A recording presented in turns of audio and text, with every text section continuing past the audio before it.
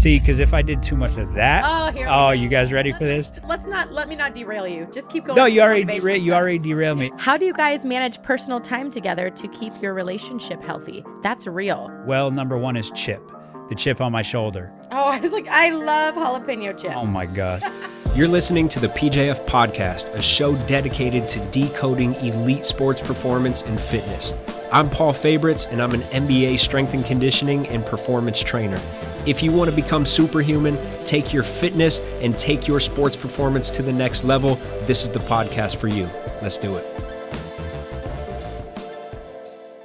What's up, my squids? Welcome back to the PJF Podcast. This is episode 53, and we got a very special guest. We got my wife, Ashley Favorites, on the podcast. Welcome back. She's been on once before. I don't know what episode that was, but if you haven't seen that one, go catch up because that one was really good. We talked about the origin story of PJF Performance. If you don't know, she pretty much runs the company so that I can be freed up to focus on the training and the creative side.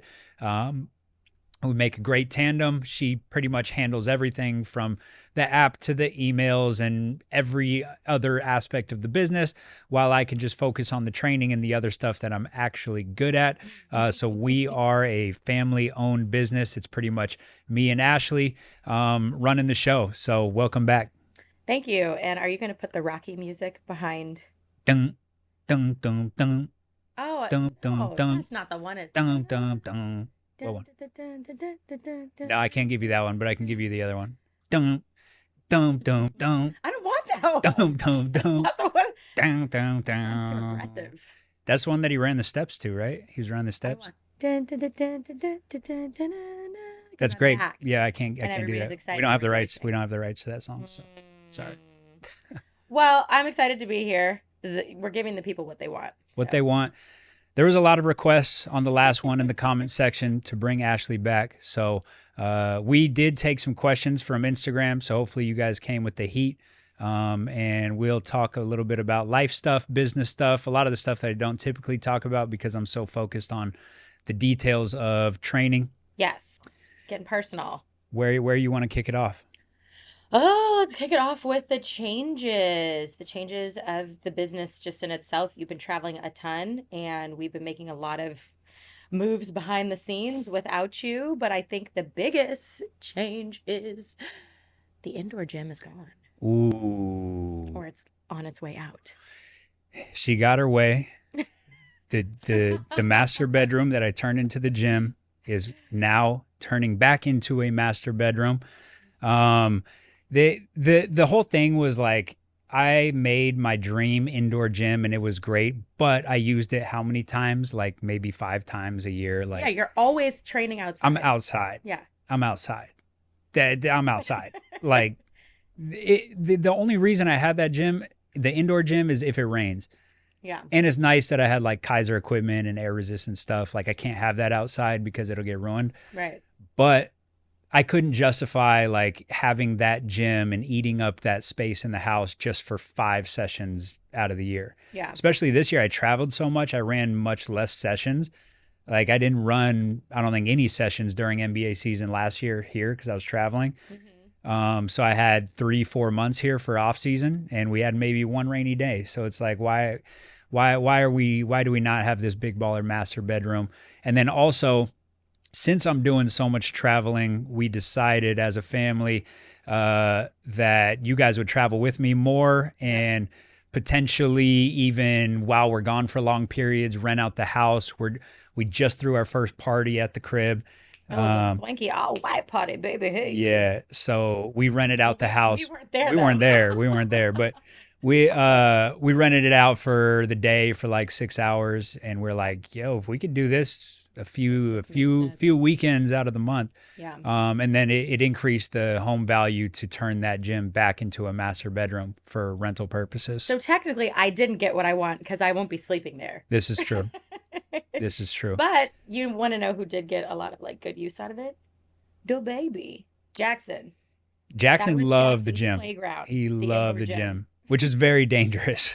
That's not a safe place for a 15-month-old. Nobody's But gonna report us.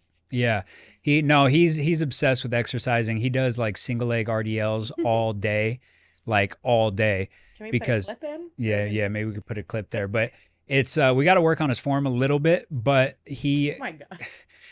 he saw me do it one day, or he runs up to your computer screen and Yeah. says dada, He and watches the videos when I'm like going through and editing stuff in yeah, the app. and so he sees like how I do It's exercise, and great. he'll just start squatting or doing single leg RDLs or something. So yeah, he is on his nap right now. If he wakes up, we're gonna have trouble. There could be any type of disaster. Any type of disaster. He could run in at any moment. But he's typically a good sleeper. Yeah. So yeah, that's the other huge change. Jaxon being on the scene has obviously taken majority of our time.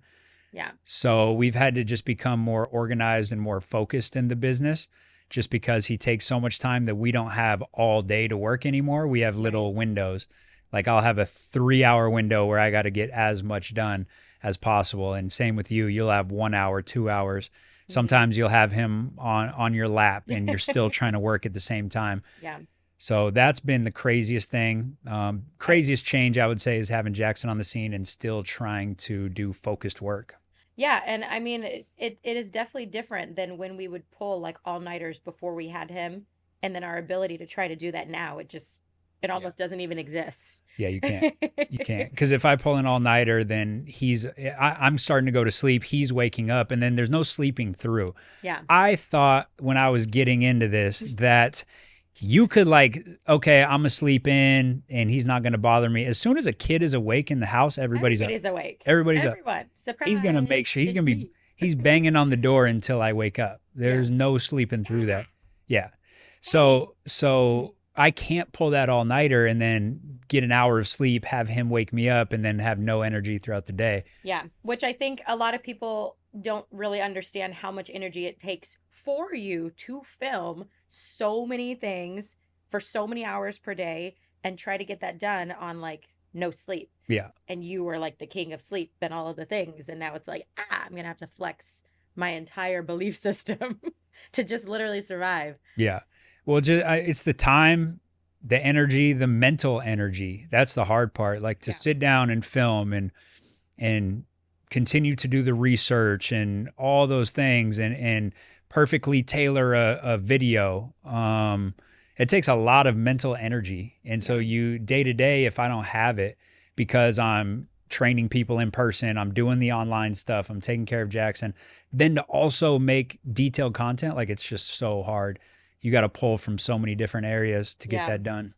And so like, I think this is a great segue just into it being a family owned business, with it just being majority you and I, and then we have other members of the team. But do you feel like you have regret of not trying to scale it bigger and like blowing it up to having like a whole team of people and doing all of this stuff?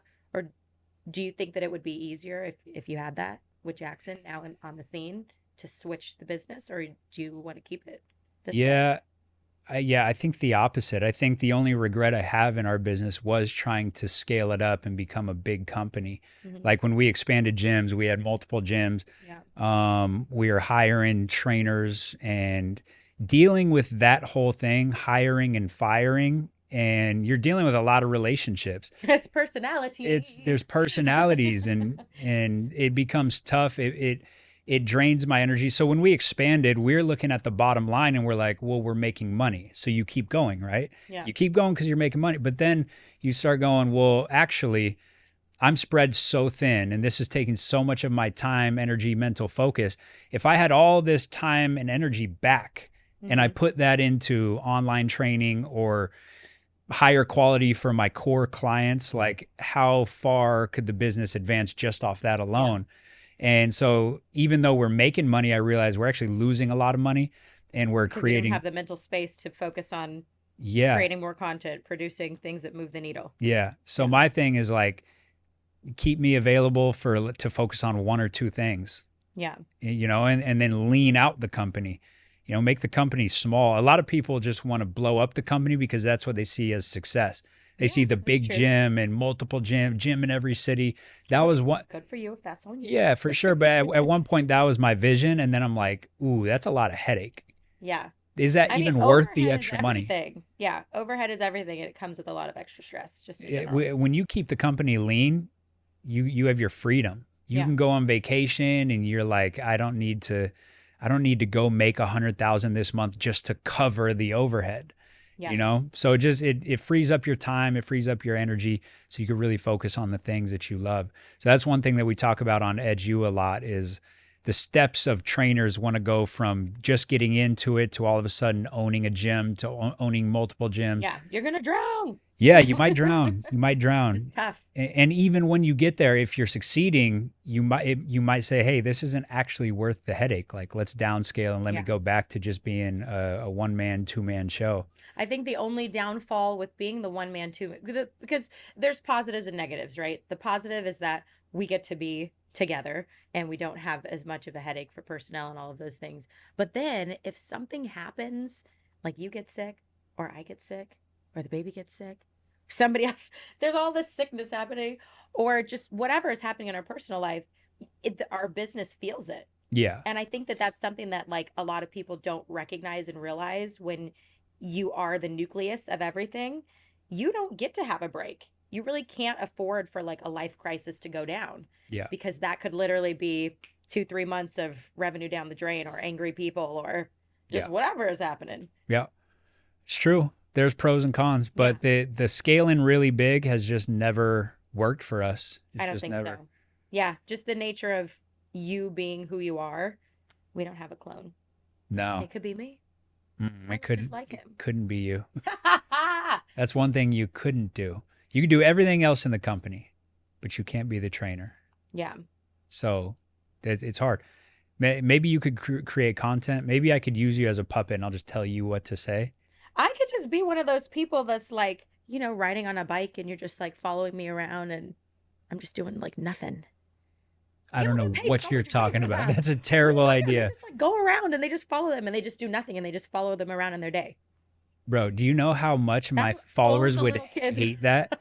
My followers are smart. They're not like, what do you think this is? Interesting person, These though. They people probably are know here what to I wanna listen to be, me like, talk for about like breakfast. the nervous system and how it affects jumping. And like, Do y'all that's what they really- want to know. But They don't want to follow somebody on a bike. But do y'all really actually know? Because they probably don't. What? Like What are you talking about? 2%. What? 2% want nervous system. No. 98% want. No, it's like 75%. No, it's like 80. There's maybe only 20% that want to see you eat a burrito. Maybe see. 20. We'll see. They'll lie in the comments just to gas you up, but we know in reality it's 10 to 20% that want to see you eat a burrito and ride a bike. Okay, well, since we're talking about social media trends and how all of those things should go, which I will literally blow up the business riding on a bike eating a burrito. Let's talk about some of the changes that you've seen just overall with how the algorithm is going, the feedback, just what is the social climate right now in the industry that you're seeing, and how is that change from where you were in the beginning? Yeah, social media is just dead. It's just dead. It's RIP to social media. It's gone, man. It's so far gone. It's just, it's how do you trick the algorithm now? It's, do I film from this certain angle, and do I switch the scene at these certain times, and do I use certain keywords? That's the videos that are blowing up. Yeah. It's not content anymore. It's not how good is your content. Just trying to stay on trend with whatever is viral at that time. Yes. Or whatever the algorithm is showing you at that time, I guess. Yeah, and it changed with Reels on IG. Before Reels, when it was only regular posts or carousel posts, for whatever reason at that time, when you posted good content, that content went viral, went to the Explore page, got you a bunch of followers. I could predict it. It was like a linear prediction. If I put this much work into this video, this is your outcome. This is the outcome. Yeah. So I can calculate the ROI. I know, okay, I'm gonna work really hard on this video this week. It's gonna go get me 7,000 followers because it's high quality. It's putting out good information. Mm-hmm. Now you cannot predict that. The highest quality stuff that I put out, a lot of times it completely flops.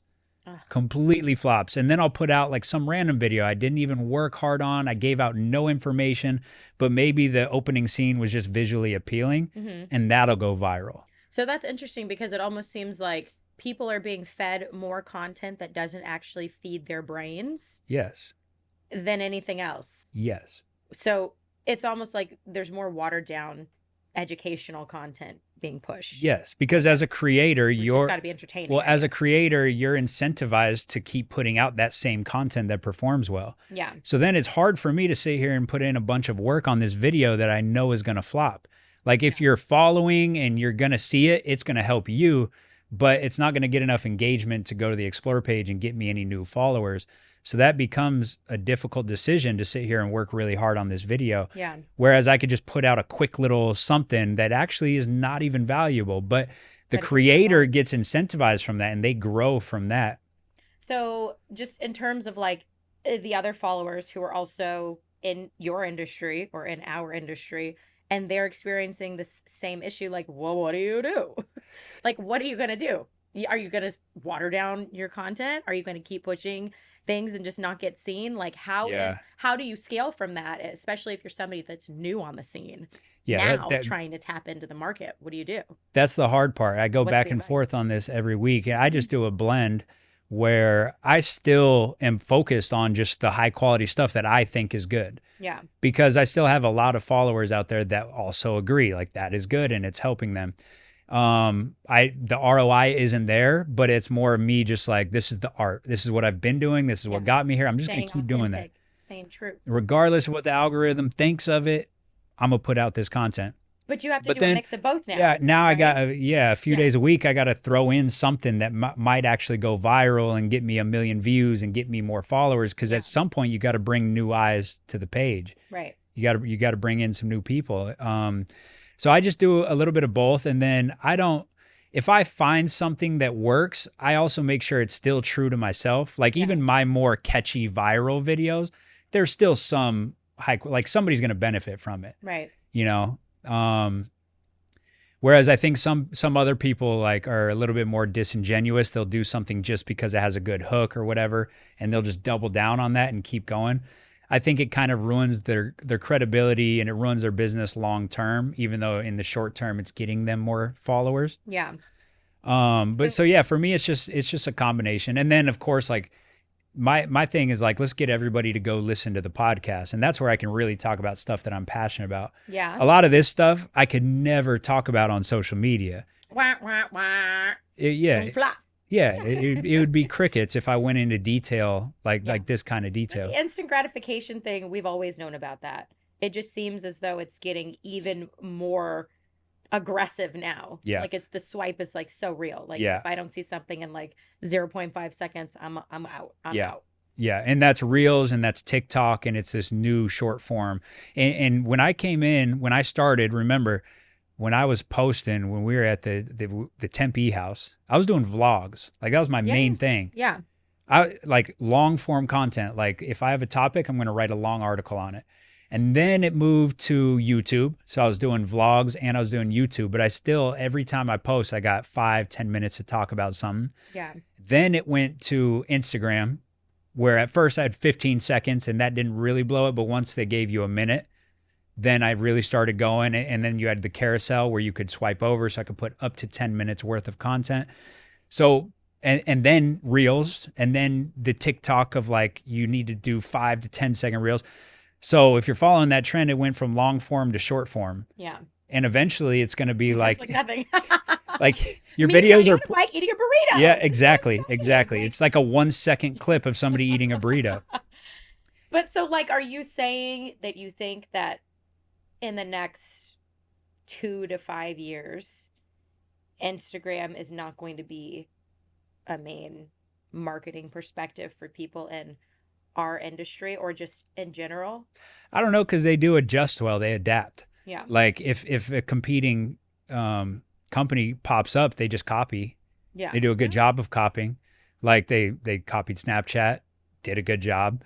They copied Vine. TikTok. They copied Vine. Like everybody that they've copied, at first everybody's mad and they're like, you copied you copied TikTok, like we're staying on TikTok. But eventually people stop caring about it. Yeah. And so they do adjust really, really well. They're so big and so powerful. I think they'll continue to adjust. Mm-hmm. But I do think you have to diversify, and you need to be on TikTok. You need to be on Instagram, YouTube. Like you got to be everywhere. And the stress of that, I feel like for somebody that doesn't have a full giant team of people, let's talk about that. I'm sure a lot of the people that are listening to this podcast right now are like, how can I post on TikTok and post on Instagram and be on YouTube and be on wherever the heck where are the people doing now? I don't even know. Yeah. Like it's a lot to stretch yourself so thin, because wouldn't you have to change the content based on the platform, right? Yeah. Because the algorithms are different for each. Yeah. But it is easier than ever for independent creators without a team, because your phone, your exercise videos or whatever you do from your phone Mhm. performs just as well, if not better, than high quality content from a professional team now. Hmm. It used to be like the higher quality the stuff, the better it was going to do. Yeah. Now I think they actually reward stuff just from a phone. So you can pull out your phone, you could do a green screen video, you throw something in the background. Like, it's actually pretty easy for people to do at this point. I think a lot of people just overthink that. I think you need to just try a bunch of stuff and see what hits. Yeah. Try 10 different video ideas and see what hits, and then double down on that and just keep going. Yeah. Right. So right until your numbers start to drop, and then Yeah. switch it up. Yeah, I think I think it is easier than ever for people to not have to have a whole team and just create stuff on the go. And like, since I've been traveling, I've been doing a lot of edits myself. I just edit it on iMovie, like, or Yeah. CapCut or one of these Fit apps. in where you fit in. Yeah, it's easier than ever, I think. Yeah. Okay, so let's talk about, just with you traveling, we'll pivot to that, and just like, how do you stay motivated through the long days and all of the uncertainties of that day as you're creating and coming up with content? I mean, and over the years, just in general, like, how, like, where do you get your motivation from? And how does that correlate to the drive that is long term? Yeah, so it goes back to what I talked about on one of the podcasts, is the 3 wells. I want 5. 5 is tough. 5 is tough. Oh, I got a new well. I do have a new well. That's a good point. I got 4 wells now because of Okay. Jaxon. Jaxon changed that. So, okay, let's go 4 wells. And if I come up with a 5th, I'll give it to you. But I Okay. might be making it up. So You get $5. it might not be genuine. I don't want $5. That's all I have. Okay. 1. My well number 1 is chip. The chip on my shoulder. Oh, I was like, I love jalapeno chips. Oh my gosh. That's insane. 1 is the chip on the shoulder. People said you couldn't do it, or failures from my career that drive me, that I don't think about, but it's just in there. Haters, seeing social media comments, you can't do this, you can't do that, whatever, so-and-so's better. That's always, chip is a good one. That's a very powerful fuel source. Yeah. Oh, But oil. Yeah. Yeah. So that's a powerful fuel source, but it dries up quick, because when you're doing well and you start seeing less haters and everybody around you is like, wow, you're doing so good. Congratulations. Yeah. That well dries up. Yeah. So you got to refuel that You frequently. don't want to only just be filled with anger. No, I'm looking of for some course. Bad news. Yeah. Obviously you don't, but you need to have some of that. Yeah. That's true. That happens to NBA players all the time, because it's like people telling them you can't get there, you can't do it, and then they get there. And then their whole inner circle and everybody in their city, like, you prove them all wrong and they're all supporting you now. Yeah. And it's like, well, then what? I made it. I made my money. I made it to the NBA, and they don't have a next gear. Yeah. Whereas other people hear Stephen A. Smith say something about them and they just like take it to heart. Mhm.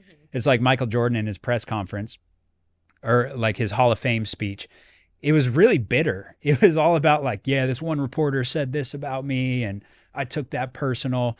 And so he was, you could just tell how bitter he was and how much that chip on his shoulder drove him throughout his career. I think it's similar to Kobe at the end of his career. He's like, don't stop hating me now. Like, you hated me the whole career. Yeah. Now I'm in my same last energy. year. Like, why are you guys switching up? Like, Right. keep hating me, Yeah. because I need that. So I think that's always been a big one. I would say that's much less now than it was originally. Originally, I was trying to prove everybody wrong. Yeah. And then I feel think like that's normal too for people who are young. I think that's a normal thing for like younger people who are starting out. The chip is like the top of their list yes. as to why they're motivated to do whatever it is. Yes. You told me I can't do this. And Right. then I do think it. Chip is at the bottom of my list now. I think it did start at the top and now it's at the bottom, Love but it. it's still Love there. that. It's still a fuel source. It's It's still all a fuel good. source. What's number 2? Number 2 is passion. I'm just so passionate about what I do. Yeah. So I can wake up and just dive into that well of I just got so much passion left over for this. And refueling that is sometimes just getting back to the root of what made me passionate about this. Yeah. Sometimes I'm so much in trainer mode, I got to get out and actually play. I got to get out on the court and do an hour session, and that reignites like that inner kid Yeah, that's true. who was, I was in the Flagstaff Rec Center just grinding like 6 a.m. They gave me a key because I was in there so much. They actually say to always look back to your childhood and what brought you happiness then. Yeah. That's a real thing. Yeah. When you're feeling like unmotivated or sad or whatever, Right. what did you do when you were a child? 1,000%. Yeah. That's what I do. Yeah. And so that, or sometimes just go into like a high school game. I'll go watch good basketball. Yeah. Because that's what I grew up on. Like watching good basketball motivated me to go get better at basketball. Now I go watch good basketball and motivates me to become a better trainer. And so, yeah, just getting back to the root is what helps me refuel that well when it's running low. And then the third one is purpose. And that's just like take a step back and like, what is my purpose on earth? What am I here for? Yeah. And that's just to help. Like at the end of the day, I just want to help as many people as possible. Yeah. Folding clothes, dumping the trash. Heck no. That's the wrong type of, Calvin no. shaking his head. No. See, because if I did too much of that, Oh, here we oh, go. you guys ready for this? Let me not derail you. Just keep going. No, with you the already motivational stuff. derailed me. If I do too much of that, then I spread myself too thin, Mm. and then I'm not good at the things that I'm good at. Okay. I'm big on being a specialist Oh, okay. in this world. You a specialist. So I want to be bad at all those things. Like I'm so bad at all those. bad. So bad. I don't know how to fold clothes. But if I knew how to fold clothes and do all these little things, then I might not be as good at what I do. Wouldn't exist. It wouldn't be as It wouldn't exist. big. We wouldn't be here right now. Anyways, where was I? Purpose. Like Justin Purpose, yes. So just being able to go, look, how many people can I help? How deeply can I help them? How can I like actually change people's lives? Bieber. Yeah. That goes a long way for me. And how do I nourish or how do I fill up that well when that's running low? Get out to clinics. Like I think about, we did like the charity clinic in the Philippines, and you see these I wanna do faces. more of those. You see these faces of like kids that would just never have an experience like that. Yeah. And you can just say a couple words that changes the rest of their life, gives them hope. So stuff like that is what really drives me. Recently, I did the China camp. Mm-hmm. I met some kids out there that like really refueled that passion. We were But just in Target, and a guy came up to you. Remember? yeah, We were in Houston, and he was like, "Hey, excuse me, I love you." But we thought he was going to say that he loves Jaxon. because He's the normally cutest baby ever. Jaxon is so cute that people come up to us and talk about him. So I was like, oh, thanks. Yeah, he's 15 months old. I was going to start talking about him, but he's like, Yeah. your videos. Like, I love your videos. Puts things into perspective. Like, Yeah. you've made an impact on somebody that you don't even know. Yeah. That still happens. Good reminder. Yeah, that still happens from time to time. That's good. But like the emails, like you get the emails and sometimes you bring me emails Yes. and it's like, you know, just people like really confessing like how much we've helped them and changed their lives. Yeah. I have cried reading some emails. Yeah. I'm not even she'll gonna cry. lie. She'll cry. Like some of, and one thing that I want everybody to know too is like, because we are a family-owned business, obviously, like it's the two of us, and I'm reading the majority of the things that are coming through, but I do take these things to Paul. And I feel like people always think that like, oh, if I see you on social media, you're so far away from me. But we're literally not. Yeah. Like everybody that reaches out, we see it. Yeah. And it's just a sad thing that we can't always get back to everybody at every time and acknowledge that, but it's there. And it's Yeah. sweet. I love that. That's like the best part of all that we're doing with all That's the people. probably the best part for me as well. Yeah. Seeing like testimonials of just this is how normal, much this everyday program helped me, happens and on the I'm getting a ground. college scholarship because of this program. Mhm. And Yeah. but even just like not even specifically about results, but just about like mentality stuff. Yeah. Or like I fueled somebody, I helped fuel somebody's passion, and now Yeah. they're a successful trainer. Mhm. All that stuff is huge for me. Yeah. When you take out the flashiness of like, oh, you have NBA players, or oh, you're traveling here, or oh, you're traveling there. The root of it is literally, how are we helping people? That's it. And like taking a step back and recognizing that people are appreciating that, and hopefully they know that we appreciate them too. Yeah.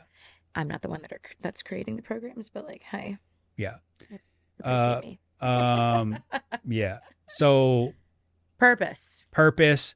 That's well number 3. That's the deepest well. That's the one that's always there. Yeah. That's the one where it's like, I wake up, I got no energy. How in the heck am I going to go train this person? How am I going to put out his program? Whatever. Yeah. That's what I pull from. But now, number 4 is Jaxon. It's setting up the next generation, which I never really had before. I never even gave thought to that. It was always just like us. It's like, how do we set up our comfortable life? Yeah. But now it's the like, boys were bigger when we and the boy, adopted them, so they weren't. yeah. I don't think it's as dramatic because they can like pop a Pop-Tart in the toaster. Yeah. But now it's like, how do I set up this business for if he ever wants to take over? Yeah. Or if he wants to get into something completely unrelated, how do we create generational wealth so that he's ready and he can take over and be supported in whatever business ventures he wants to go into? But not spoon-fed, because we Not spoon-fed. No way. He's got to earn his. But that helps me quite a lot. And then just from a setting an example standpoint, even beyond like the success of the business, is just the example that I want to set for him. Like these videos, he might end up watching someday. Yeah. He's already watching all of my social media content and begging to watch more. And so when he's older, he's going to want to go back and watch everything. And so I think a work ethic too. Sorry, not to cut you off, but work ethic he sees every day. Yeah. Daddy's going to work. He's focused. This is important to him. Yeah. And then you come back and you're still in a positive mindset. Yeah. And I think that that's tough to do, because a lot of people come back and they're burnt out. Yes. And then the kids feel that. Yes. So that's. I was talking to my friend Isaiah in Colorado the other day. Colorado. She hates how I say Colorado. I hate how he says Colorado. That's Colorado. It's Colorado. Colorado. Let's take a vote. Colorado or Colorado? A or B. It's I'm A. Colorado. No, I'm A. You're B. Colorado. Lame. Anyways, I'm talking to my friend Isaiah in Colorado. He talks about this book that he read about a trouble tree. And basically the trouble tree is like when you go home or you go hang out with your friends or whatever, everybody portrays all the troubles and they put it on that next person. So you got all these troubles from work or whatever, all this stress. You go home, you carry those with you. Mm-hmm. The trouble tree is, you just imagine you got this tree outside your front door and you got to take off all your troubles and put them on that tree. Mm-hmm. And when you walk in, all you got is you and your relationship with your family. That's it. They don't deserve to have those troubles placed on them. Wow. Now you leave the door, you go back to work. Okay, now I'll put back on, I'll go back to my trouble tree. I'll face those troubles. It's not like we're running from the problems. Mm-hmm. You do have to face them. Yeah. But it's at the front door. So on the way out, on my way back to work, I'll put on my troubles and I'll go face those troubles. But I think that visual helps me now, is that trouble tree. I love that. This is the first time I'm hearing that. Yeah. I've been focused on that like the last month, and it helps. Yeah. It helps. Because that's the name of the game, is like, how well can you switch? Like I got all these different hats, right? You got a lot of different hats now as well. But it's like, man, it's just, how do you switch? How do you have that on switch and that off switch? Yeah. So hard to do. But it's like any skill, you get better with time. The more you prioritize it, the more you focus on it, the better you get at it. Mm-hmm. And I just think so many coaches like go have this successful career and then they end up with like 15 divorces and they don't have a relationship with their kids. Not that getting a divorce is a bad thing, but like, look, like if you want to have a good relationship with your kids and have a good family life, you got to be able to turn on and off those switches. Yeah. And just people never figure that out. Yeah. Because they're so focused on pressures and what you should portray to your kids. Yeah. Yeah. And I just know so many coaches who are just so successful in their career, but so depressed overall because they're so just focused on their work and they never get that balance. Mm-hmm. Okay. That was good. That was good. I feel like there's like some stuff that I can sell on the black market there. Yeah, maybe. Create a little book out of that. Maybe. Yeah. Okay, so let's switch gears into, where do you see the industry going? Let's just jump into that. Because we talked about social media and how that's all crazy. We talked about the algorithms and all of the ins and outs of what we don't know. Yeah. The uncertainties. Where do you see the strength and conditioning industry? I mean, I think I keep seeing it trend more and more online. However, there at some point it's going to become so online based that I think a lot of people are going to want to go backwards and go back to in person to get that personal touch. I think eventually artificial intelligence will be so good that a lot of people are doing AI based programs, but the one thing that they'll be missing is personal connection. Yeah. And so they'll want to go back to in person stuff. Yeah. So I see that coming at some point. Do you see that happening for us? No, because there's just not enough of me. There's just like, I just want to ask because I'm sure that people are going to ask that in the comments. yeah, no, Yeah. there's just no possible way. I wish I had more time to just open up and take all the clients, but like probably of all the inquiries we get, even high level inquiries, overseas, pro, what is it? Probably 99.9% that we have to deny. Yeah. Like, That's horrible. I can only take 5 or 10 clients at a time. Yeah. And if I take more, then it's disrespectful to the other people. It's disrespectful to you. It's disrespectful to Jaxon because I'm spreading myself thin. Yeah. So then it's like, okay, I train all these clients and then I do the online and then I do the social media and then I got to have family time. So that's the switch people got to make is at some point giving away your time is disrespectful to the people close to you. Well, and I think that was probably also to the biggest shift. So like you said, you see the industry going back to in person, but I feel like that was the reverse for us in terms of when we were a more public gym in Anaheim, where we had like many people that could work under you and it was not in the privacy of our home. And it's a very big difference between having a public gym and then being private. And like now you can't take in that volume. Yeah. You can't do this. You can't make the same moves that you could do before when people reach out and say, hey, I'm in town. You'd be like, great, come on over. Yeah.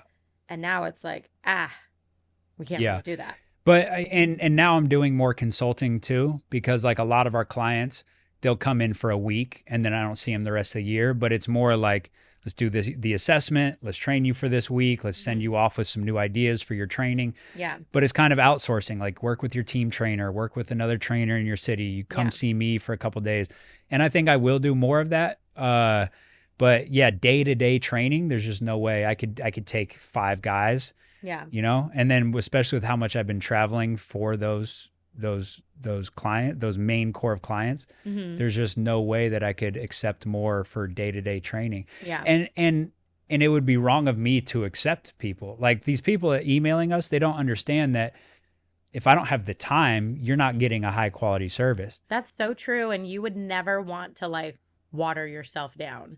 Yeah. That's the thing. Like your pride is high in terms of the content that you put out and what you show people when they're physically with you and the energy that you give to them while they're in front of you. Yeah. So it's not just like what you see online. No, you're right. When they're here, you want to give them your all. Yeah. Yeah. So at some point, if I'm so busy and I'm just saying yes just to say yes, then you'd actually be better off with a local trainer who's not even as experienced. Yeah. They just started. They got 2 years of experience, but they got time and energy to focus on you. Right. They got gym access. They can get you in the gym. Like people overlook those basic things of hiring a trainer. Do you have a trainer who has gym access? Do they have time? Do they have energy to really focus on you? Yeah. Outside of the session, are they planning for you?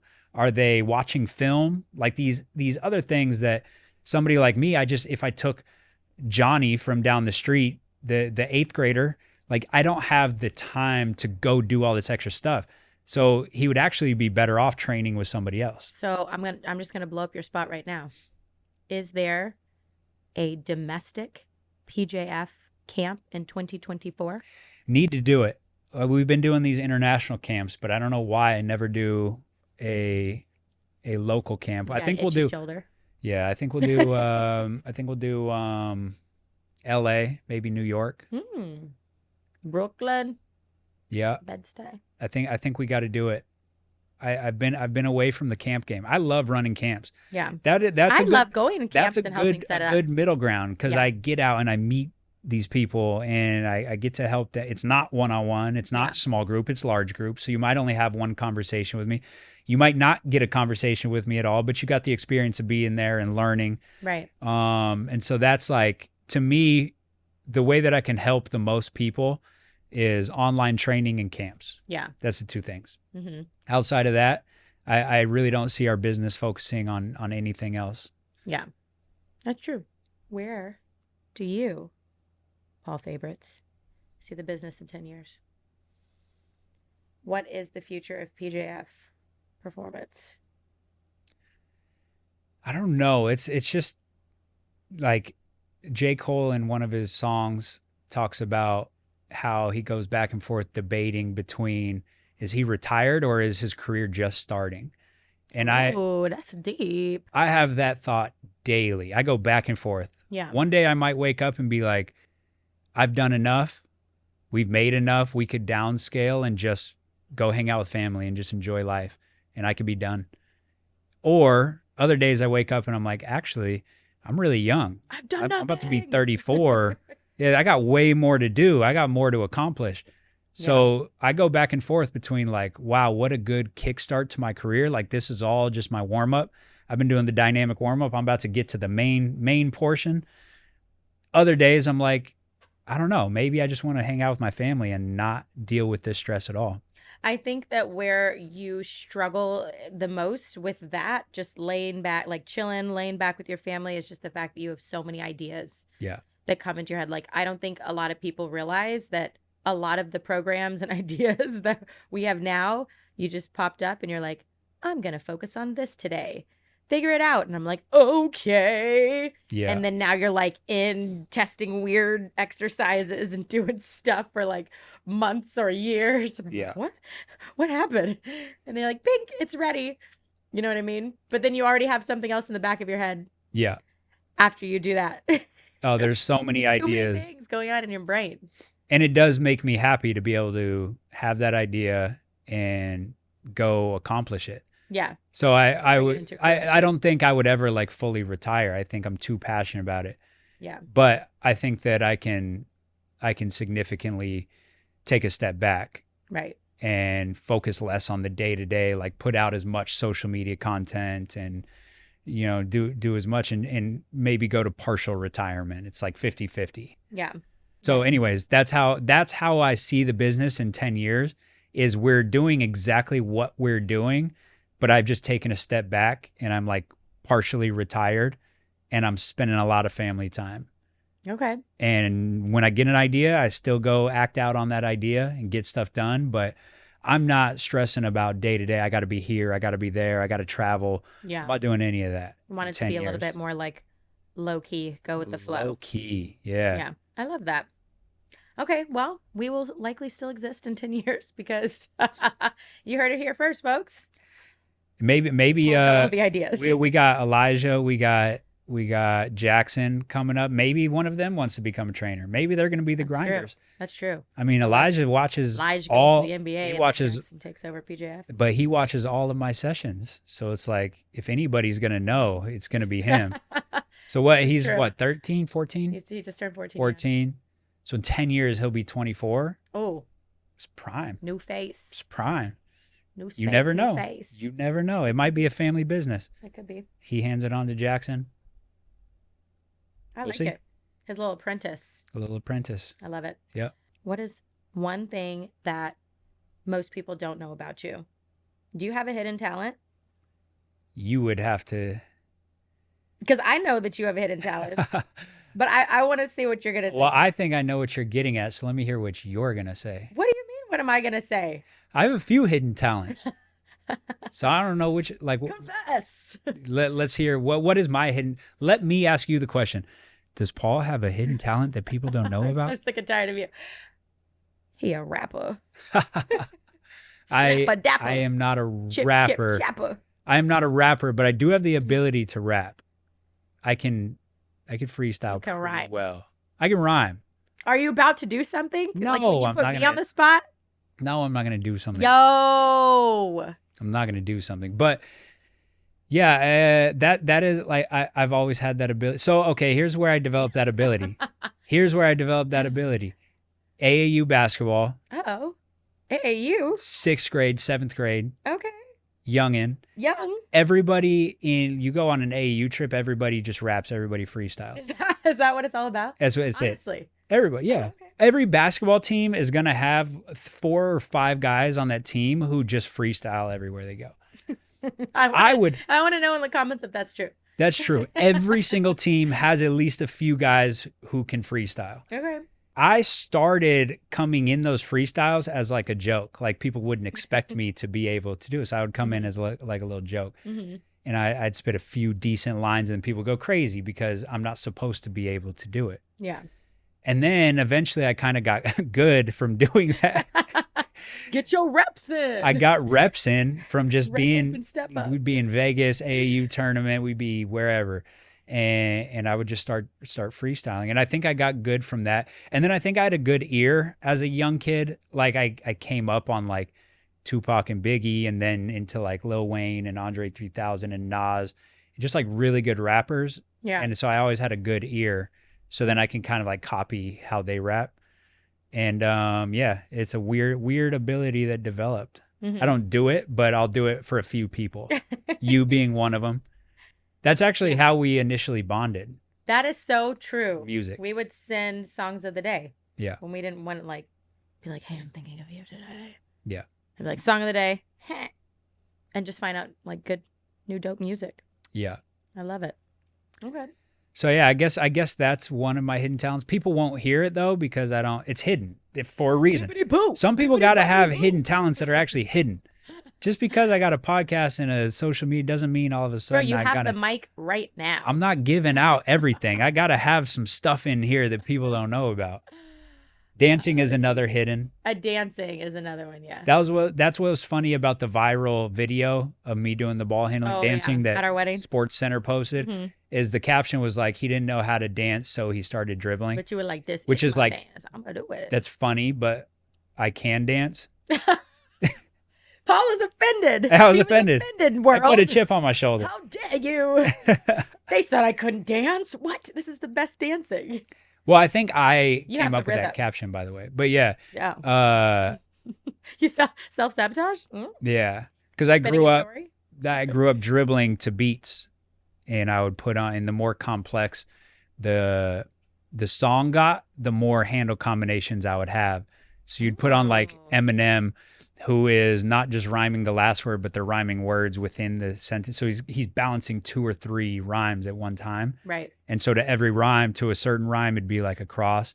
To another rhyming word, it'd be a between. To another rhyming word, it's a behind. Ooh. And so then you start to develop this like crazy rhythm, and you start to learn how to like identify these different rhyming patterns. Yeah. Which is why I can do it. Like last night, we were out in the front yard freestyling. We sure were. And if anybody wants to know how we spend our romantic time, we were freestyling in the front yard. At like Just 11 rapping. p.m. Jackson was asleep. The boys were asleep. We're like, boom, boom, Just out there rapping. Yeah. But you'll notice as I started getting going, I started rhyming multiple words. And I was hyping you up too. And you hype. You got good ad libs. So when I freestyle, I'm trying to just chill and spit at something basic. Yeah. Because it's fun. Yeah. But then you start hyping me up, and then I get into a zone and start really going. But yeah, so that's where I developed that, is literally just dribbling to different rhyme schemes. Yeah. And that's why I like Andre 3000, Eminem. Like I never liked Eminem's lyrics. They're a little too much for me, to be honest. Yeah. Like, very dark. Very dark. Very dark. But catchy beats though. But one of the best pure lyricists of all time. Yeah. Absolutely. And then like Lil Wayne and J. Cole. I've always liked these rappers who just have insane flow and rhyme schemes, and that's what does it for me. Okay. So your hidden talent is rapping and dancing. Rapping and dancing. Rapping and dancing. Rapping and dancing. The end. Okay, so you talked a little bit about like how music motivated you not motivated you, it kind of accelerated your ball handling skills. Yeah. So let's talk a little bit about the origin story of some of the online programs. Sounds like you got a lot of behind the scenes stuff going on. So like what made you come up with, I don't know, let's say Vert Code Elite. Vert Code Elite, I mean, it all starts with me just not having the ability to jump as a young kid at high school. And even before that, I was 8 years old. My sister's 16 years old. She plays volleyball. They had her doing jump drills. And I was always just like, why? Like, why does that work? Why? Yeah. Why does that work better than something else? Yeah. So that's where the curiosity kicked in. And that's a huge part to success, is just the So curiosity. you were curious about jumping higher when you were like 12? 8. I was 8. Nearly 8? I was 8. I have videos of my family quizzing me on like muscle terminology when I was like 8 years old. And it I was don't like, doubt that. This is a man that like reads ridiculously boring books for fun. yeah, Fun. no, I thought like instantly I was always interested in working out and fitness and jumping high. And then that got accelerated because I'm in high school and I still can't jump high. Yeah. And I'm undersized. That is awesome, because I had no idea that you were doing that at age 8. Yeah. I didn't know that. Yeah. It was always a huge interest of mine. Yeah. And then, through high school and then even into early college when I couldn't jump. And I've talked about the transformation that I made a lot. We don't need to go into that. That's a big thing. And then we put out multiple programs. At first, we did Elite Vertical Jump System, I think it was called. Yeah. Elite Vertical Jump and Explosiveness Program. And then we did the cheat codes. We did the cheat codes. Yeah. So why did you want to create Vert Code Elite? Like what differentiated those two programs from Vert Code Elite?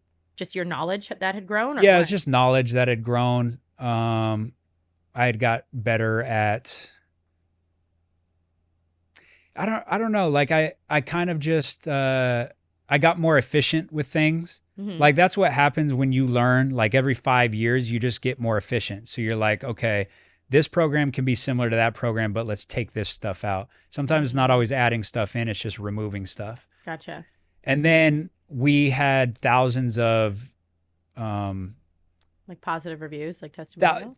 Thousands of just reviews in general from the early programs, the first programs that we did. And that feedback helped me drive Vert Code Elite, because it's people like, hey, like in the video you said this, but the way that I'm doing the exercise doesn't seem like it matches up. And then if you get that feedback over and over again, you're like, oh, I need to change something. Or sometimes it's like, maybe you're doing a certain exercise and you realize that people are botching it and they're not doing a good job with the form. Like at some point, it's like, hey, this might be too difficult for an online program. Right. Like this is something I could use for in-person clients, but it's not something I could use for online. Yeah. So you just get better at online training. Like, just like you get better at coaching, you get better at online coaching the more you do it.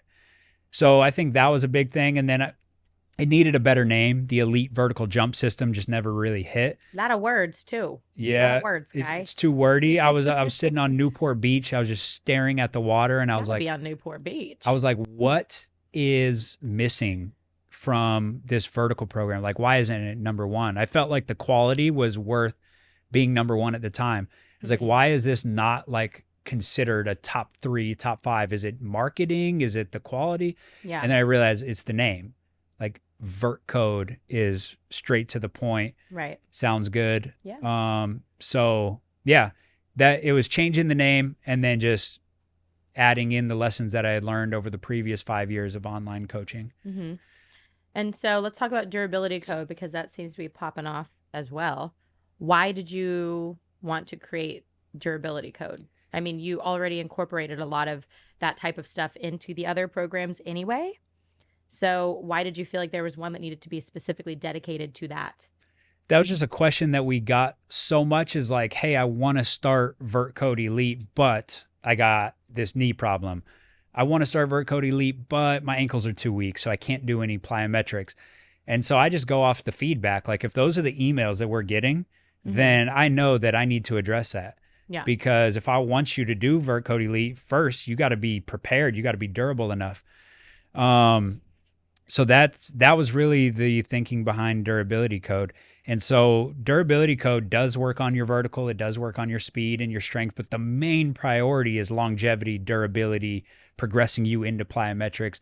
So then I'm just looking at your priorities. If you come to me and say, I want to jump high, but I got these certain injuries, I'm injury prone, then I know, okay, we could send you to durability code. Yeah. If you come in and say, hey, I want to jump higher, I want to run faster, that's all I care about, it would be nice to also stay healthy, VertCode Elite. So all of our programs have almost every component. Yeah. It's just they're prioritized in different amounts. But you're like, it seems like an awful lot of people are unwell.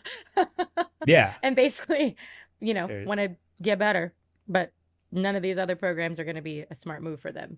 Yeah. And then the same with Fat Don't Fly is we had a lot of people coming to us, guys in their 30s and 40s, and they're like, hey, I would love to jump higher, but I got this extra 25 pounds. Like when I go do jumping or I go do a lot of plyometrics, it just hurts my knees. Mm-hmm. And it's like, yeah, we got to lose fat. But at first I didn't come out that program because I thought it was too easy. Mm-hmm. Like losing weight is easy. Is it?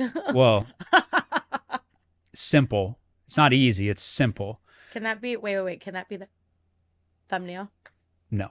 Simple, but not easy. Yeah. Because it's thermodynamics. Like you burn more than you eat. It's like, it's a simple equation, but people just don't do it the right way. So they crash diet and they lose all of the weight. They cut out all the carbohydrates. They go exercise really hard. And then they burn themselves out in a couple of weeks, and they do lose some weight. A lot of it is water weight because they got rid of the carbohydrates. And then they end up being like this kind of skinny fat version of themselves where they lost a lot of muscle and they are smaller, but they're actually less powerful. They jumped higher when they were heavier. Yeah. And I saw this over and over and over again. And then I've done this to myself many times because I'm a trainer, but I'm still a human. So I'm still impatient. So if I have 15 pounds to lose, I'm going to try to do it quick. Right. And I just saw how bad that set my body back and what that did to my vertical jump in those times where I tried to crash diet. And I was like, so we need a really good program where people can follow a full strength and conditioning program, a nutrition program, and do this the right way where we maintain or build muscle while losing fat, while still doing explosive training. Yeah. Everything in one program. And Fat Don't Fly has had crazy testimonials. I mean, it's really changed a lot of lives. I have had questions come into the inbox about people who want to do Fat Don't Fly, but they're actually not athletes.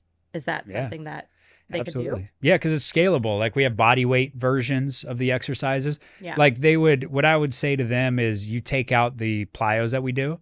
So like we'll do, let's say we have box jumps or something. I do a pretty good job in that program of giving other versions. So like you would do a fast kettlebell squat. You do a dumbbell squat, just fast, because then you're still training fast twitch muscle fibers, but you're not getting the impact. So I basically scale everything down. What I would say is you do what you can do, just like with every program. Not everybody is going to be able to do every drill that I give you. You always told me doing something is better than doing nothing. A lot of people have time constraints. A lot of people are like, hey, all I got is 30 minutes. Well, do what you can. Yeah. Don't get paralysis by analysis going, oh, I don't have the time, so I'm just going to do nothing. Yeah. No, do something. Like the reason I give you so much is because there are people out there who their whole day is dedicated to training. All they care about is improving athleticism. Yeah. So in your case, if you have several hours to focus on your body, here's what we would do. Right. If you don't, then cut back and do half of that. If you can only cut back and do 25% of that, you're still going to get some gains. Right. So yeah, paralysis by analysis. We don't let it happen. Which one of the programs was like the most exciting to make? The most exciting to make. And why? Probably unranked, because unranked, we pieced everything together. Yeah. So every other program that we've done is a piece to the puzzle. VertCode is a piece to the puzzle. Speed code, durability, it's all pieces to the puzzle. Unranked was, how do we bring in all of this stuff, plus skill development, plus IQ development, plus mentality development? How do we put all this together? That is so much fun for me. It's like when I train a client, sometimes I get to train NBA players and I'll do everything. Sometimes I'll just be the strength coach, but sometimes I have the time and they want me to be a skill and a strength coach. And what's fun about that is I can incorporate the plyometrics on the court through the skills training. I can get a certain amount of acceleration, deceleration, top end speed, all built into the skills training. Yeah. So they don't even know that they're doing an athleticism session. They think they're doing a skills session. I know scientist. I know that you're actually doing an athleticism session and we have Yeah. the conditioning built in at the end. Mm-hmm. Now in the weight room, I can just go be real efficient and get some compound movements. Yeah. Like I don't need to go do anything crazy in the weight room now.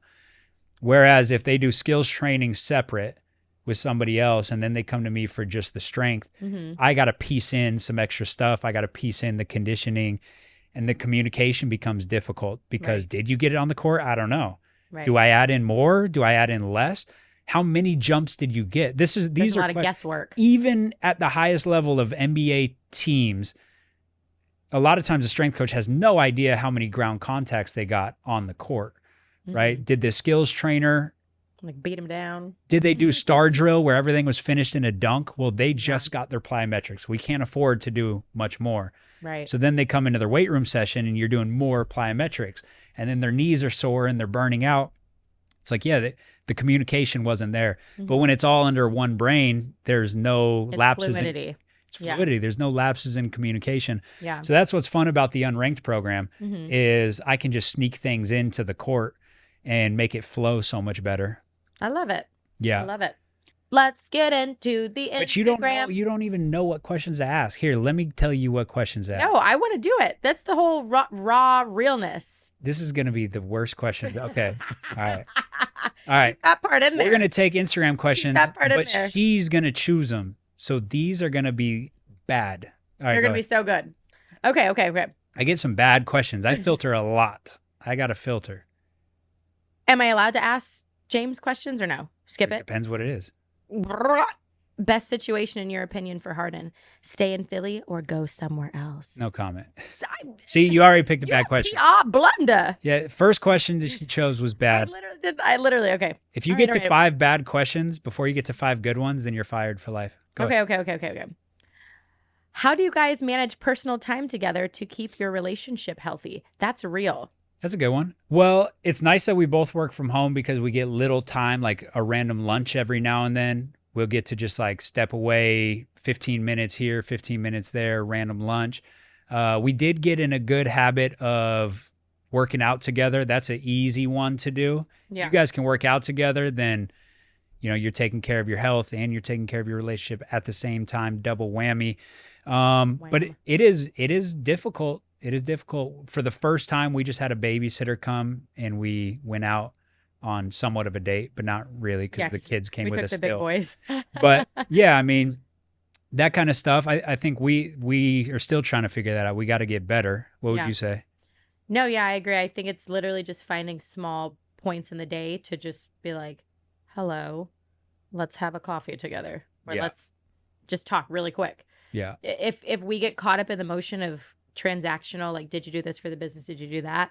Then we won't really spend that much time. But late at night is the best. Like we were rapping on a stoop. Yeah. Just finding small bits of your day to acknowledge that you see each other. Right. Yeah. Yeah. But I would say what we have to get better at is like scheduled time. We like, have no scheduled time. We're doing this trip or we're doing this date and we have, but it's just tough with kids, man. Like a lot of times you got all these great ideas to do that, but in reality, a kid gets sick and you got to stay, like there's just so many things. I think that legitimately, if they're looking for a specific answer, it's just the fact that we really are best friends. Yeah. Like it doesn't matter what we're doing because we're going to have a good time. Yeah. Even if we're not seeing eye to eye with like something in the business or something. We don't have to go on an elaborate date. Yeah. Like, we'll just we're on a date right now. Hang out. Yeah. We could hang out in the front yard and just do whatever. Yeah. So I guess if you are not, just vibing enough with your significant other, find little ways throughout the day to do that. And then it will become more organic and then you won't miss that alone time, I guess, as much. Mm-hmm. Keep the relationship healthy when you're working together. I like it. Okay. Next one. All right. Next one. How much experience should a trainer have before creating online programs for people? Ooh, that's a good one. My opinion has changed on it. I think you need quite a lot of experience. I think creating online programs is much harder if you haven't trained enough people in person, because everything makes sense in theory. In your mind, this makes sense. You read the studies and you show that this method makes sense, but how you put everything together, that's really difficult. And if you put it all together and you go train people in person, you got to face them every day. So they come in week after week, and they're going to come in and say, hey, like after Friday's session, my back hurt or my knees hurt, or hey, I'm 6 months in and I'm still not any faster, still not jumping higher. Yeah. You have to face that problem, and then you have to adjust in real time. Right. Online, you just don't see faces. So you're putting out stuff that in theory you think works, but you're not getting the feedback of whether it works or not. Yeah, because not everybody is going to reach out. Some people just be like, man, I'm just not going to do it now. Majority of people are just not going to reach out. You're not going to hear from them. Yeah. So you don't get accurate feedback online. Even if you think you're getting highly accurate feedback, you're probably not. And so, yeah, you got to really train. And that's why I would never go all online. Even still, I got to train people in person to stay sharp. Right. And to keep my intuition high of what actually works. Yeah. Because you can get deep in the book and start thinking that all this other stuff works. In reality, in a study, you can get anything to show that an effect. Yeah. I could choose any exercise right now and go get 1,000 people to do it and do this perfect study on it. And I guarantee it'll show results. It doesn't matter what exercise it is. Hey. That's how science works. Like whatever you study over and over and over again, it's going to show a result because exercise is generally good for you. So if your face is stuck in a book, you start thinking that everything works and everything is going to produce results. In real life, it's much more difficult than that. So long story short, there's not really a quantifiable number of years, but just how comfortable you are with training people in person? I think so. I would say 5. I would say at least 5 years of training people in person before you release an online program. Yeah. But it just depends. Like, I don't know. It depends on each person. Okay. Okay. Where to bounce at these days? The bounce is seasonal. The bounce is seasonal these days. I could get it back if I need it, but most of the time I'm just at too heavy of a weight. Yeah. I'm at a healthy weight, right? There's a difference between like chasing maximal performance. That's not the healthiest thing. So I could chase maximal performance and get down to 185 and fly, but I'm the healthiest at 195, around there. Sometimes I'm up to 200 or a little heavier than that. That's a healthy weight. I feel good. I'm fit, but I just can't jump. It's that extra 10 pounds is huge. Yeah. So I don't know what it would be right now. I think I could go dunk right now. I haven't tried in a long time. I think I could dunk, but that's it. Like, I don't think I could do anything special. I don't think I could throw down a windmill or anything special right now. You feel good enough to go and legitimately dunk right now? Yeah, I could dunk. Okay. Yeah. Okay. It would be hard. Like, I would have to warm up for it. It would be a whole event. I can't like casually pop out and just throw some down anymore. Yeah. But yeah, that's probably where the bounce is at. The speed feels really good. For some reason, the speed never goes. But that's because I don't really do that much jumping anymore.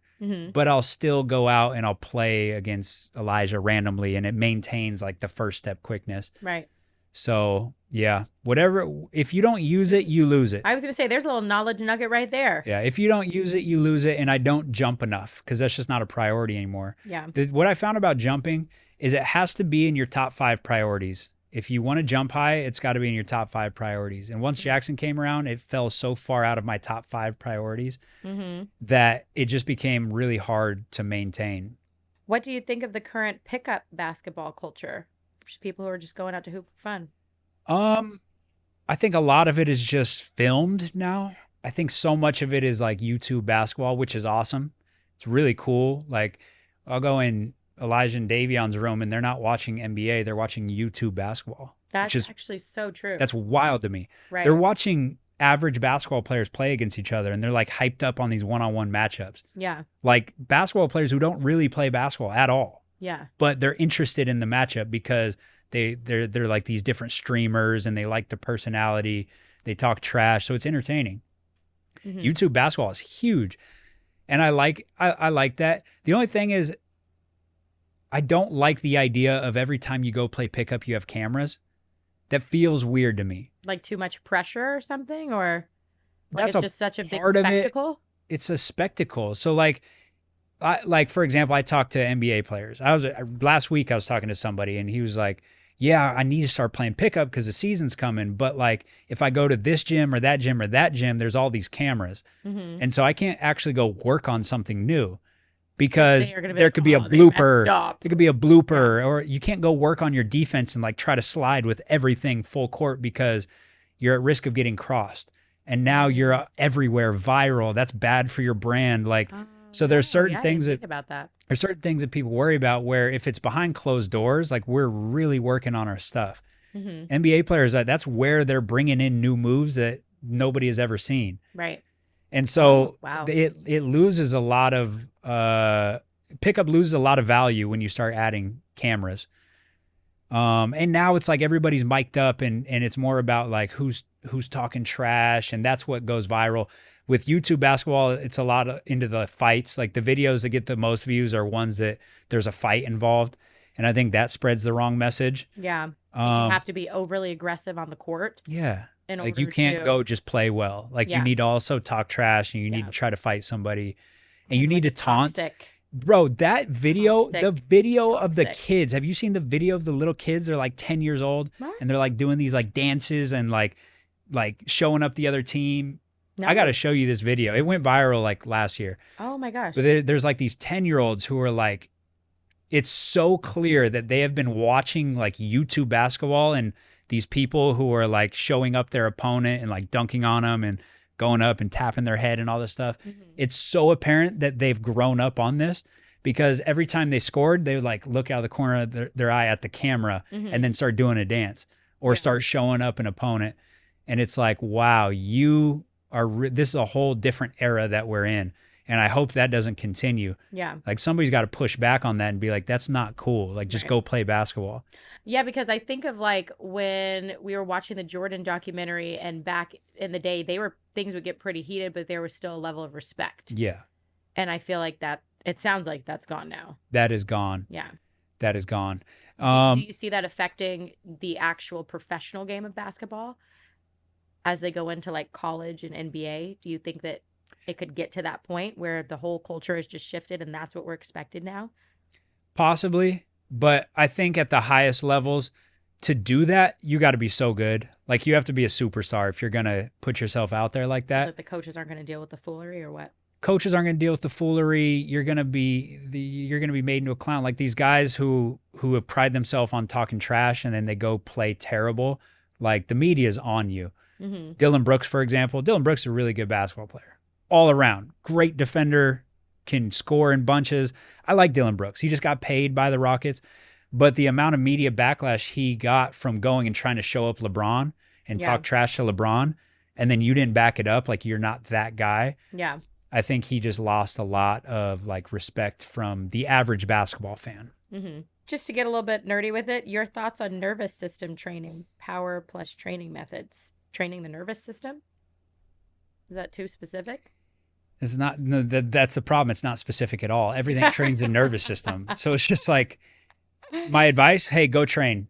That's it. You're training your nervous system. You're training the muscular system. You're training your fascia. You're training your tendons. Hey, go train. People are so focused on one individual system. Yeah. So that's the other question I'll get is like, what about fascial training? You got to train the fascia. I feel like that. I think that's in here. Yeah. Okay. Here, you want to train the fascia? Go run, jump, throw, cut, all the things we're going to do anyways to train the muscle and to train the nervous system and to train you as a human trains your fascia. It's all built in. Yeah. These things aren't separate. Why do you think that people believe that they're separate? Marketing. Marketing. It's all marketing, because somebody can pop up and be like, hey, our business is all about fascial training. You've been doing it wrong. You've been training the muscle. The muscle's wrong. And then everybody goes, hey, I'm still unathletic, so let me try this. It's something new. It gives them a new sense of hope. Oh, I haven't been doing this. This is the secret. And so then they'll start doing fascial training. And it's like, you can't separate the muscle from the fascia. The fascia is not contractile in itself, so the fascia can't move you. You still need muscle to initiate that movement.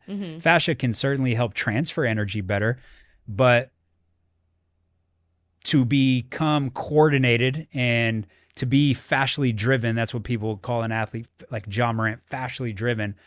You just got to go out and do coordinated things and do real athletic movements like running and jumping and cutting. If your training became overly isolated, like you just do knee extension and tibialis raises, training one joint at a time, then you're training that muscle and you're not training the entire fascia and how the full body's integrated. Yeah. So if you want to look at fascia from that standpoint, fine. But the end result of what do? It ends up being the same thing we would do for the muscles, which is you need to go run and jump and cut and throw and do full body coordinated lifts.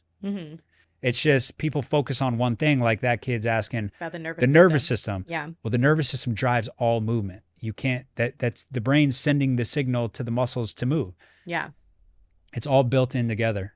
Well, I think you just debunked Yeah. a lot of these questions. How is Jax's basketball improvement? He's actually regressed in the last, Sad to say. he's regressed the last few weeks because Baseball. we had him shooting. Yeah, he's big into baseball, which I love. First of all, let's be very real. His body type is going to be more set up for baseball or soccer than it is basketball. Why? He's tall.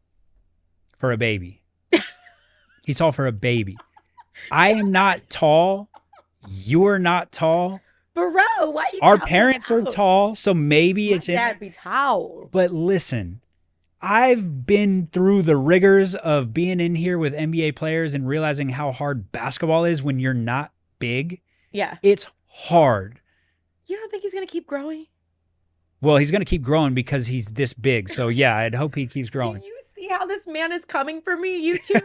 Like, it's / Apple Music / He's obviously he's going to grow because he's a baby. I'm Promise me. saying, I'm done with you. I'm saying based on his genetics, he is not going to be 6'6".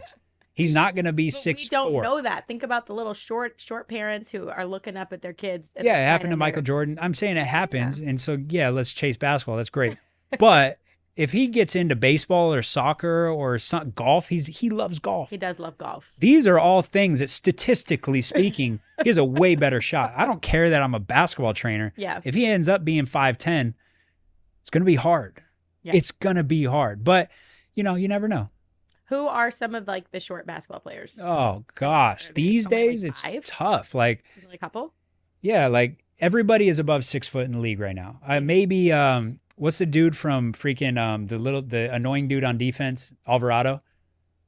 Jose Alvarado. He might be like 5'11", absolute pest on defense. That's why he hangs around. There's Chris Paul is 6 foot. Like there's a few guys left in the league, and there's older guys. Back in the day, there's guys who are 5'5", but in today's league, point guards are so big. Yeah. So you got Luka, 6'8". He's a point guard. James, 6'5", 6'10" wingspan, big and strong. Guys like me can't be on the same court with guys like him. We can't be. It doesn't matter how good I am. Not going to happen. Doesn't matter how much I can do offensively. Yeah. I can't be on the same court as him. He's just too big. Jaxon, why? So I guess we'll see. yeah, he'll be athletic. So he'll Yes, be without a doubt. He'll probably He's be the more most athletic than me. So he'll have that advantage. Yeah, he's incredibly athletic. So yeah, I mean, look, if he chooses basketball, that'd be great. But if he chooses golf, like I'd be just as happy. Aw. And I'm a numbers guy. And statistically speaking, he has a better chance in those anyways. But anyways, we never Same. talked about Jackson's regression on the court. Oh, okay. Go to the regression. Jaxon regressed because we had him shooting from distance on his little tyke hoop Yeah. at what, 13 months? Yeah. He was shooting from distance in like pretty good form and it was going in. And then all of a sudden I went on a trip and I came back. I don't know what you guys were doing. Oh, this is what we're doing. So he was saying he was great, and then I left, and now he's I worse. came back and now he doesn't shoot from distance All anymore. of a He'll sudden, only what dunk. happened? He strictly dunks now. He forgot how to shoot from distance. He needs his trainer of a father. He does. He does. So yeah, he's regressed, but overall, I think he's ahead. He wants to dribble really bad. That's his. Just new this thing. morning, He's interested in. He was like crying because he wanted me to bring the ball. He's going like this, like Yeah. he wants to dribble. Yeah. So, yeah, I mean, overall, he's very athletic, so fast, loves kicking the soccer ball, Mhm. pretty good at golf, Yeah. very advanced. He lines himself up and readjusts Yeah, for golf, and then even when he was practicing his shot from far away, he would he would line square up to the up basket. or square up. Which Yeah. is pretty advanced. That's super advanced. Yeah. We're impressed. Yeah. We You love just it. got to get a little more reps with him. He'll be good. Oh, we love to see it. Well, you've reached your time limit on Instagram. He's reached his time limit. I'm proud of you for It's doing an hour that. a day. After an awesome. hour a day, it comes on, and then you know what I click? I You click override. ignore limit. I knew it. I say Override. ignore limit for today. And do whatever I want to do. I don't even think about that screen anymore when it comes on. I just boom. Is there Override. legitimately, though, something that you've wanted to talk about that you feel like, maybe this is really not the right space or the right time that you just want to talk about? Like, no structure. Just how would you want to end this? You've said all that you want to say. Yeah. That can not be possible. I don't know. I don't know. There's nothing specifically. It's hard to think of something specifically. Just find another question. Okay. Next big goal for you. The next big goal is just more family time, really. That's it. Love it. That's it. More family time, more time with the grandparents, more time Yeah. Jaxon with the grandparents. Yeah. That's been the biggest regret, I would say, is moving from Arizona. Obviously, we had to do it for the business, Mhm. but now it's different that Jackson's on the scene because he doesn't have unlimited time with his grandparents. Yes, I know. And he loves them so much. Loves them. Yeah. And so to be around them once every 2 months, it's not enough. Yeah. So I want to be back in Arizona as much as possible, even if that's us being back, moving for 7 or 8 months out of the year, and then just coming here for off season. Mm-hmm. I mean, that's a legit possibility. But that's the goal. Is like let's all be together, Jaxon with the grandparents. Let's enjoy this family time while we got it. Yeah. I've accomplished everything I want to accomplish in the business. Now I just want to keep it going for generations to come. Move into partial retirement in 5-10 years. But right now it's family. That's Yeah. it. I love to hear that. And he was not pressured to answer it. In I was that way. not. I do not have a gun That's to my so head right sweet. now. Guys, make sure that you head over to PJFperformance.com if you want to check out our new unranked programs. Of course, our Vert Code Elite, Vert Code Bodyweight, Fat Don't Fly, Durability Code. All of these programs live on PJFperformance.com. You can go sign up. Most of our programs are less than $1 a day. It's a no-brainer.